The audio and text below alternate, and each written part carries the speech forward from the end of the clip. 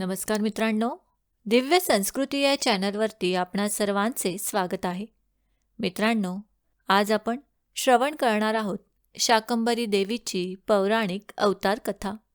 पृथ्वीवर एक राक्षस राज्य करीत होता. त्याचे नाव दुर्गमासूर.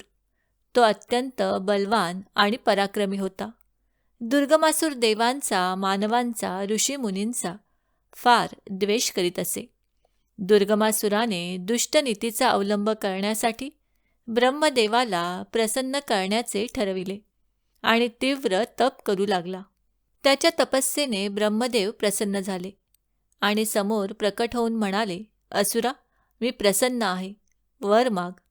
हात जोडून असुर म्हणाला, देवा, संपूर्ण वेदांचे ज्ञान माझ्याकडेच असावे, संपूर्ण मंत्रशक्ती ज्ञानासह माझ्या हातात यावी, देवतांना मी पराभूत करावे. ब्रह्मदेवांनी राक्षसाची धूर्तता जाणली. ते हसले आणि म्हणाले, तथास्तु. ब्रह्मदेवांचा एकच शब्द तथास्तु, पण या एकाच शब्दाने या संपूर्ण सृष्टीमध्ये भयानक विनाशकारी शक्ती निर्माण केली. देव, दानव आणि ऋषी यांच्या जीवनाला आधार देणारे, मनाला चैतन्य देणारे संपूर्ण वेदज्ञान त्यांच्यापासून निघाले आणि दुर्गमासुराकडे आले.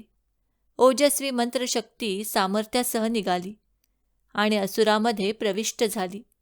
सृष्टीमधील चैतन्य संपले, सामर्थ्य लोप पावले. देव, मानव आणि ऋषीमुनी तेजोहीन झाले, प्रभाहीन झाले, शक्तिहीन झाले. वरदानामुळे शक्तिसंपन्न बनलेला दुर्गमासूर हाहाकार करीत आला आणि त्याने सर्वांचा पराभव केला. संपूर्ण जगावर अन्यायाची, असत्याची सत्ता सुरू झाली. दुर्गमासूर उन्मत्त, बेफाम बनला. मानवाच्या हत्याकांडचे भयानक पर्व सुरू झाले. अखेर सर्व देव, ऋषी आणि मानव अरण्याकडे धावले आणि गहन अरण्यातील खोल गुहेत लपून बसले. उंच उंच पर्वतांच्या मध्ये दडलेल्या गुहेकडे असुरांचे लक्ष गेले नाही. बाहेरील जगात क्रूर राक्षसांचे थैमान चालू होते. इकडे गुहेच्या आत जीवनाचे नवे पर्व उदयाला आले. सर्व देव, ऋषी जगन्मातेला शरण गेले. आदिमाता महादेवीची उपासना चालू झाली. सर्वांच्या समोर भगवती प्रकट झाली. कसे रूप होते तिचे! आगळे वेगळे आणि भव्य सृष्टीमधील उंच उंच पर्वत, डोंगर, हिरवीगार झाडेझुडे, नानारंगी फुले, पाने, रसरशीत डौलदार फळे या सर्वांची मिळून देवी तयार झाली. रूप विविध रंगी पण तेजस्वी. जिकडे पहावे तिकडे देवीचे तेजस्वी डोळे दिसत होते. सर्वजण तिला शताशी म्हणू लागले. देवीच्या 100 नेत्रांमधून कृपामृताचा वर्षाव होऊ लागला. या वर्षावामुळे सर्वजण उल्हासित झाले. नवे जीवन मिळाले. देवीने अनेक प्रकारच्या भाज्या, फळफळावळ आणि अन्न तयार केले. अनेक रुचकर पदार्थ तयार केले. आईच्या मायेने सर्वांना पोटभर खाऊ घातले. सर्वांना तृप्त केले. या देवीला सर्वजण शाकंभरी देवी असे म्हणू लागले. यानंतर देवी गुहेच्या बाहेर आली. तिने गुहेच्या तोंडावर मोठे तळपते चक्र ठेवले. या चक्रामुळे गुहेतील सर्वांचे रक्षण होत होते. देवीने आपली शस्त्रे, अस्त्रे बाहेर काढली आणि तिने दुर्गासुराला युद्धासाठी आव्हान दिले. दुर्गासूर आपल्या सैन्यासह लढू लागला. देवीच्या समोर कोणाचाही टिकाव लागला नाही. राक्षस आणि सैन्य पूर्णपणे मारले गेले. जगावरील मोठे संकट नाहीसे झाले.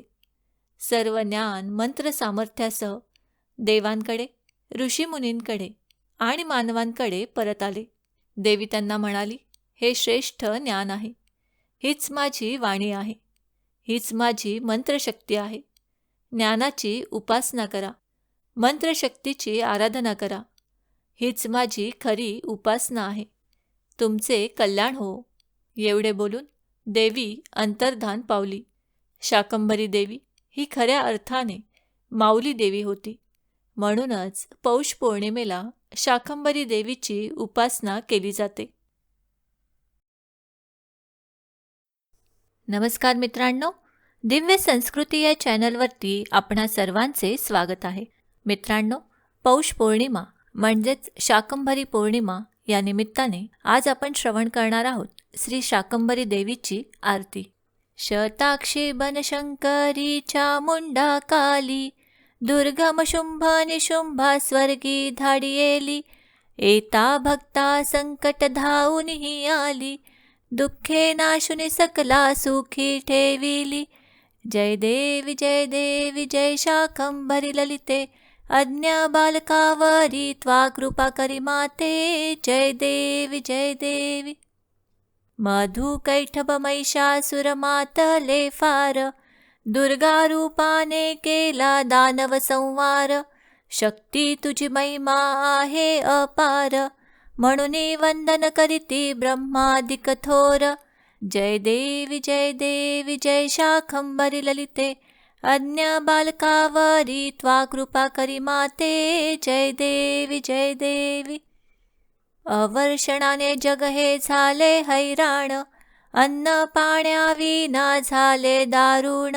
शरीरातून भाज्या केलीस उत्पन्न, खाऊ घालून प्रजा केलीस पालन.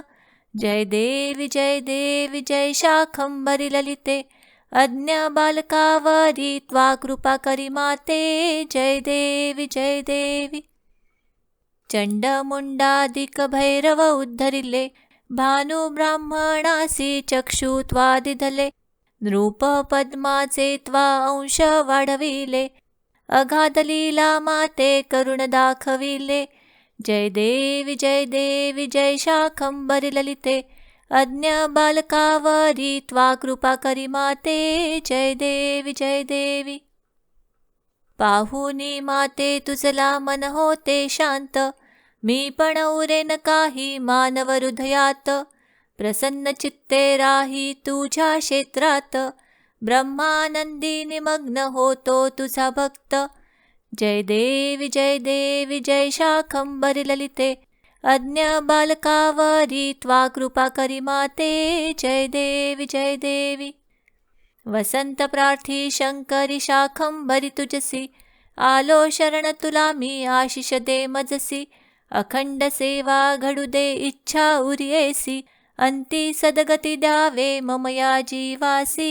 जय देवी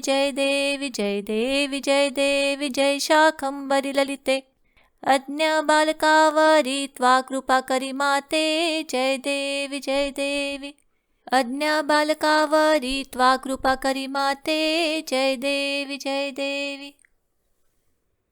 मित्रांनो, आम्ही अपेक्षा करतो की आम्ही सांगितलेल्या माहितीचा तुम्हाला सर्वतोपरी लाभ होईल.